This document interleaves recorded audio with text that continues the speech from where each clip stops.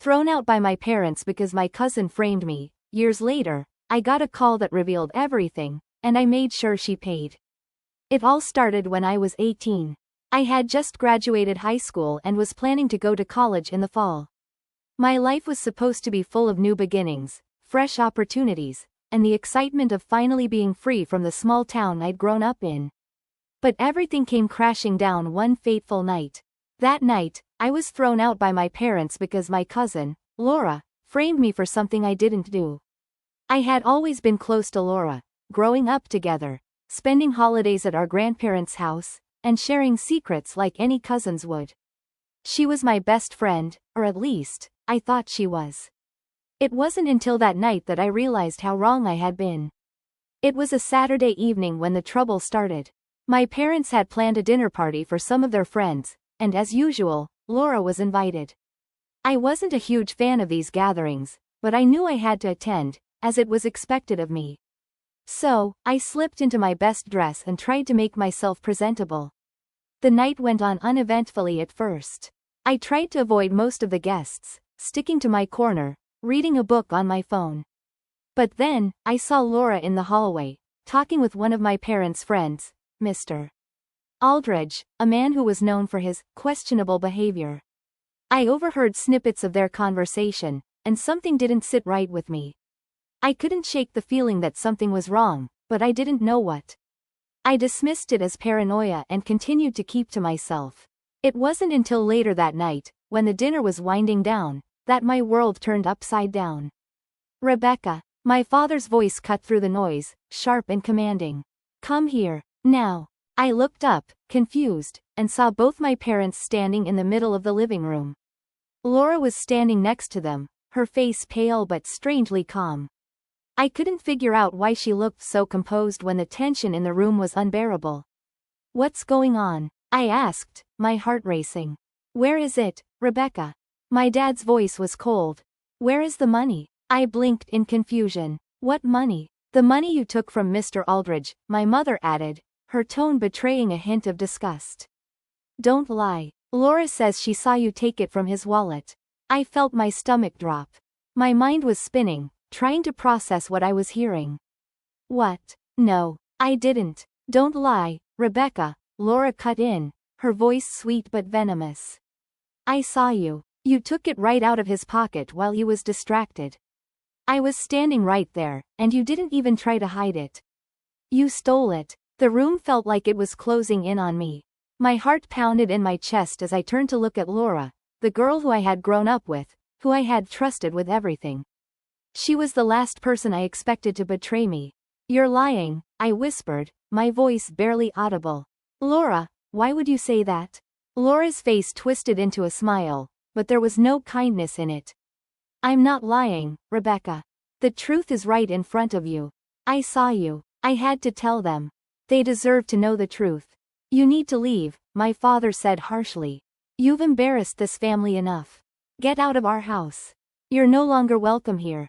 I couldn't believe it. It was happening. My parents, the people who had raised me, were turning their backs on me, all because Laura had said so. No one was listening to me. They believed her over me, without question. They always had. "You don't understand," I pleaded, my voice cracking. "I didn't take anything. Laura's lying. You have to believe me." But they didn't. My father's face was set in stone, and my mother stood there, arms crossed, as if my pleading was just another inconvenience. "I don't want to hear it, Rebecca," my mother said, her voice trembling with what I could only assume was disgust. "You're a thief. Get out." With those words, my world came crashing down. I had no choice but to leave, knowing that nothing I said would change their minds. I packed a few things, my heart breaking with each step. Laura stood there, watching me, her eyes filled with a cold satisfaction. She had won. Years passed. After that night, I stayed with a friend for a while, then moved into a small apartment. I tried to move on with my life, but the betrayal still stung. My parents cut me off completely, and I had no contact with them for years. My relationship with Laura was non-existent. I didn't want anything to do with her. But something happened years later that I never saw coming. One evening, while I was working at my desk, my phone rang. I didn't recognize the number, but something told me I should answer. Hello? I said cautiously. Rebecca? The voice on the other end was familiar but strained. I almost didn't recognize it at first. Josh? I asked, my heart leaping. Josh was Laura's ex-husband, the man I had once considered a friend. We hadn't spoken since their messy divorce. Yeah, it's me, he replied. I know it's been a while, but I need to talk to you. I felt a cold sense of dread in my stomach. What's going on, Josh? I know what Laura did to you, he said quietly. And I can't stand by and let her get away with it anymore. I've been wanting to tell you the truth for a long time, but I was afraid of the fallout. But now I can't keep quiet any longer. I sat down, my mind racing. What are you talking about? Rebecca, everything she told your parents, everything she said about you stealing from Mr. Aldridge. It was a lie, Josh said, his voice filled with guilt. I was there that night. I saw everything. She framed you. She made it all up. It was part of her plan. I felt my hands shake as the shock hit me. What? No, I don't understand. Why would she do that? Josh let out a deep breath. Laura needed money. She was in debt, badly. Mr. Aldridge had money, and she knew he had a weakness for young women. She started an affair with him, and when he didn't give her what she wanted, she staged the theft. She told him you were the one who took it so that he would turn against you. I was speechless. My mind couldn't comprehend what Josh was saying.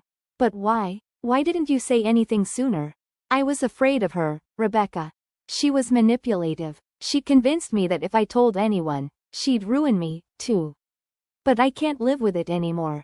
I'm sorry, but you need to know the truth. You were never the one at fault. Tears filled my eyes as I sat there, processing the revelation. I can't believe this. I lost everything because of her. My parents, my family, everything. I know, and I'm so sorry, but I'm telling you now because it's time for you to take your life back. You deserve to know the truth. You deserve justice. I didn't waste any time. The next day, I went straight to the lawyer who had handled my parents' estate. I gathered all the evidence I could, including Josh's statement and the proof that Laura had been involved in the scheme with Mr. Aldridge. I wasn't going to let her get away with it. Not anymore. I confronted my parents with everything I had, but they refused to believe it at first. It wasn't until I showed them Josh's testimony, the bank statements, and the messages Laura had sent that their faces changed. They couldn't deny it anymore. You've ruined everything, my father said, his voice shaking with anger. Why didn't you tell us sooner? I looked at him, my heart heavy with everything that had happened. Because I didn't know you'd listen. You didn't believe me back then. But now you know the truth. My father's face tightened, and for a moment, I thought he was going to argue, to deny it all again. But instead, he just looked, defeated. Rebecca, he started, his voice raw, I didn't know. I didn't see it. I should have trusted you. His voice cracked slightly, and my mother stood silently beside him, her eyes cast down, unable to meet mine. I felt a sharp, painful sting at the back of my throat. You should have trusted me, but you didn't. You trusted Laura instead. And look where that got us. My father nodded, slowly, regret flooding his features. I know, and I'm sorry. You don't get to apologize now, I said, my voice trembling with the anger I had buried for so long. You don't get to just say sorry and expect it to fix everything. You ruined my life, Mom. Dad, you let her destroy everything. You let her tear me down.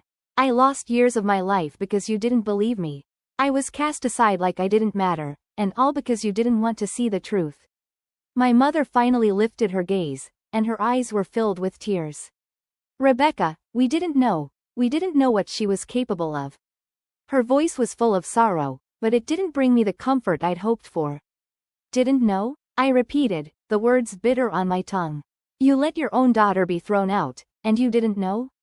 Please, don't, my mother's voice faltered. Do you realize how alone I was? I snapped, cutting her off.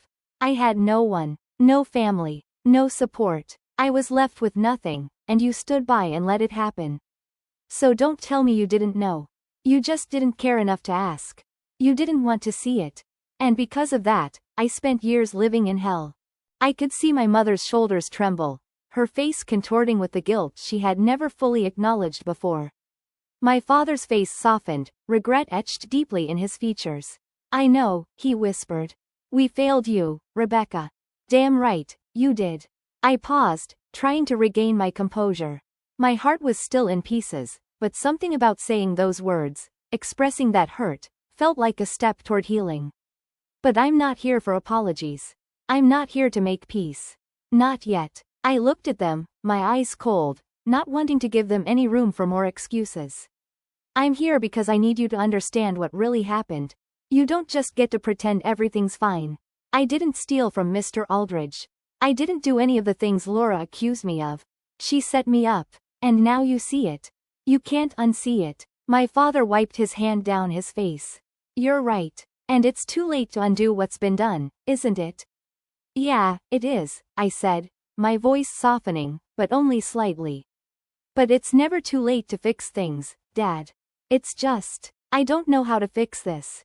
You can't undo the damage, but you can stop enabling her. There was a long pause, the weight of what I had just said sinking in. Then, my mother's voice broke the silence. You've always been the one to keep our family together, Rebecca, she said softly, her tone filled with sorrow. I can't even imagine the hurt you've been carrying.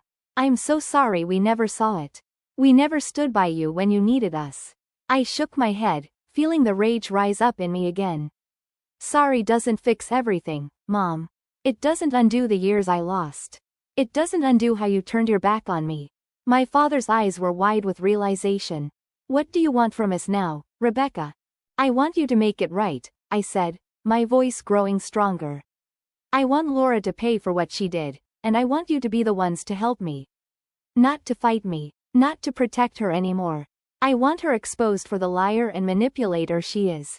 You want us to help you bring her down? My father asked cautiously. I want you to help me take back what she stole from me. My dignity, my future, my place in this family, I said, my heart pounding. I've spent enough time rebuilding my life on my own. But now, I'm done being silent. I won't let her destroy me anymore. My mother and father exchanged a look, and it was clear they were torn. The guilt was written all over their faces. Finally, after what felt like an eternity, my father spoke again. You're right. You've been strong enough on your own. We'll help. We'll help however we can. But this, it won't be easy. Laura has a lot of influence. People will listen to her. It won't be a clean fight. I'm not afraid of a fight, I said, standing taller. It's time for the truth to come out. And I'm done being afraid of what it'll cost me. Over the next few weeks, things moved fast. With the help of my parents, who were slowly earning back a shred of my trust, we gathered every shred of evidence we could. Josh, who had been the key to everything, provided his testimony, and we made sure we had every piece of the puzzle in place. But we couldn't go public just yet. We needed to expose Laura when the time was right, when it would hurt the most. One night, while I was going through old messages and documents, my phone rang. It was Josh. Rebecca, you need to hear this, he said urgently. I've got something else. Something that's going to blow the lid off everything. I sat up straight, my pulse racing. What is it? It's about Mr. Aldridge. I found out more about him. More about his relationship with Laura, Josh explained. She was more involved with him than you know. She used him to manipulate your parents into believing she was the victim. I felt my stomach churn. What do you mean? Laura and Aldridge had been working together, running a scheme to manipulate people. But the way they framed you, he paused, the disbelief in his voice clear. It wasn't just about money. She wanted to ruin your life, make sure you couldn't inherit anything from your grandparents, from your parents. That was the final piece of the puzzle I needed. We went public with everything. The press was relentless, but they couldn't ignore the facts. Laura tried to twist the narrative, of course, but the evidence was too overwhelming. She tried to paint herself as a victim once again, but now everyone knew the truth. In the end, she couldn't escape it. My parents may have failed me once, but they were finally standing by me, and the truth had come out. Laura lost everything. Her reputation, her wealth, and her connections all crumbled. She was left with nothing but her own lies. And as for me, I stood tall, proud of what I had fought for and finally reclaimed. The years I had lost were gone, but I had learned something invaluable along the way. I could survive anything, even betrayal. And now, no one would ever take what was mine again.